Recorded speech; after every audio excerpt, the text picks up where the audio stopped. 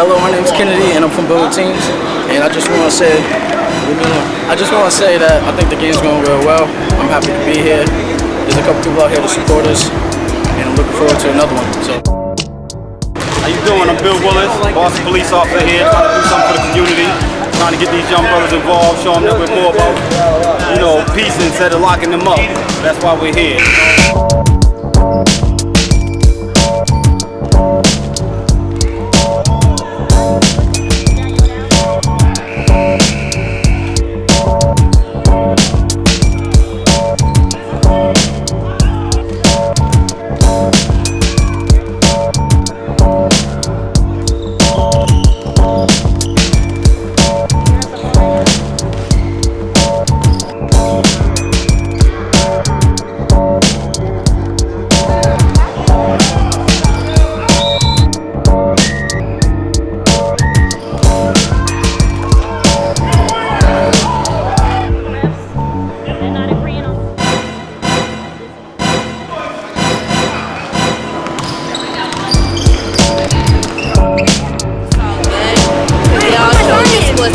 So I can take you. And I'm very grateful to be here. They should be grateful to be here. They get what they need to get done. And then after this, I hope the focus grows as well. It will. Enjoy the game. Well, my name's Kennedy, and I'm from B.O.L.D teams. I just want to say I appreciate everybody coming out here supporting us. All the youth, the police, coming out here trying to build a connection between each other. How should you respond, like how do you kind of expect you to kind of like trust cops? My thing is the judges one at a time. Because there's bad kids, there's bad cops, there's bad everything. I listened to the radio and I had looking for a suspect, black male, between the age of 15 and 20, between the heights of 5'7" and 6'2". Now I'm walking down the street, I'm getting caught up too. I got stopped by cops many times. You know what I did? College and took criminal justice to see what I couldn't get stopped on. And then I was like, you know what? Let's not stop there. Let's just see what the police officer is all about. You guys were saying how don't be afraid of people saying you're snitching. You see something bad that is being done to the neighbor, you report it because next it will be done to you. And then you guys were just talking about how they are some bad cops. So those bad cops are indeed your neighbors. So you guys reported those bad cops the way you know what the report? Huh? They've been going down like flies. Yeah. You wrong. The police department's getting ready. Our commissioner come right out and say he's not happy. It's tough. I mean, they hold us to a high standard. There's a lot of things that we can't even do just because of our profession. And they look at us in different ways. How do you feel? It be cold outside. They be like, why you wearing a hoodie? What you mean? You feel how cold it is? That's like asking why you got on your jacket. Can I throw something on that? Because I talked to a lot of the guys that go up in Mattapan and Roxbury. And I try to be real conscious of that. Because I don't ever want to shake down the kid. Say there's a kid comes back to basketball practice every night at 5:30 in the winter. It's just starting to get dark. I don't want to be that guy that turns that kid against the police department or against anybody else. I don't want to like be responsible for that.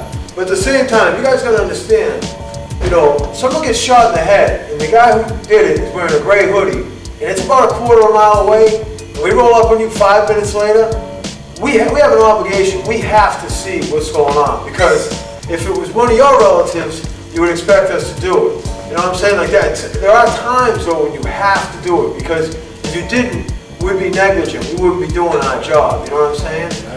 But the other thing is too, and I know I'm an old corny white dude, but why is everybody gonna trust? Like we get the same description all the time. The same guys. If I had a 14-year-old son living in this district, he'd be wearing a yellow raincoat. Had somebody get shot, and the person who did it has on a gray hoodie, and I'm walking up the street, and like 2 cop cars, they just jump out on me. Like, I'm not just gonna be like, hey, officers, like, you know what I'm saying? Like, like you live in a bad neighborhood, you have one kid that just plays ball every day, and you come home, but you know that coming home you have to pass the area that your hood has beef with, even though you don't claim it. And whether you like it or not, sometimes at this point in the day and age, your hands ain't good enough. You know what I mean? And then if you do beat the dude up, they're gonna shoot you. So it's a lose-lose situation for you, because now you don't beat the dude up, but not only do you beat him up, then you're gonna get shot at. And then if you're protecting yourself, you're gonna get arrested. Where do you want us to go? You know, they sell knives in corner stores for $7. It's a community in itself. Right. You can't buy them. They're legal. You can't buy them. You shouldn't have them. It's just, it's adding to the problem. It's not helping the problem. And you gotta understand that. I mean, that's not hard to understand. It's not hard to comprehend. But you won't know that. But you want us to live for something.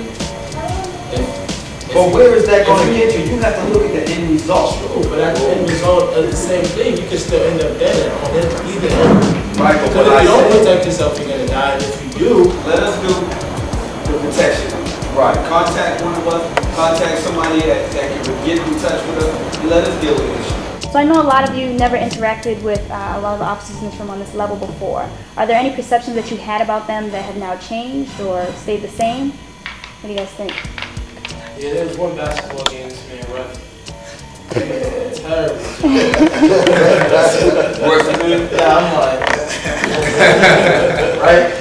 Why you bring that up? So he'll tell you. I yelled at him. We were there. And after the game, he teed me up. Rob, answer the question.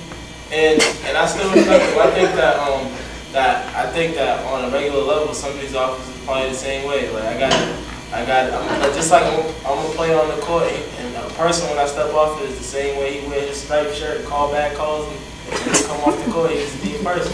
I'll give him a ride home that night if you need it.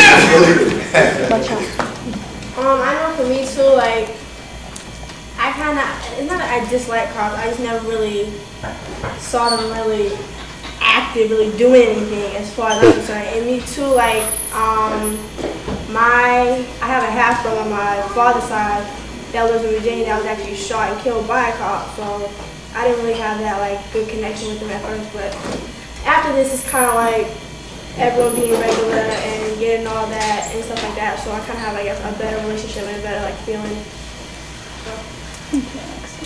Like not just before today, but before I started working with old teams and interacting with the cops. I just think they always jerks. Like, honestly, for real. Like, there was one time where I was shot by a cop, and I was on my way home. I live in High Park, on my way home. He was in the cruiser, and he just stopped, and he looked at me. He was like, "Where you going?" I was like, "I'm on my way home."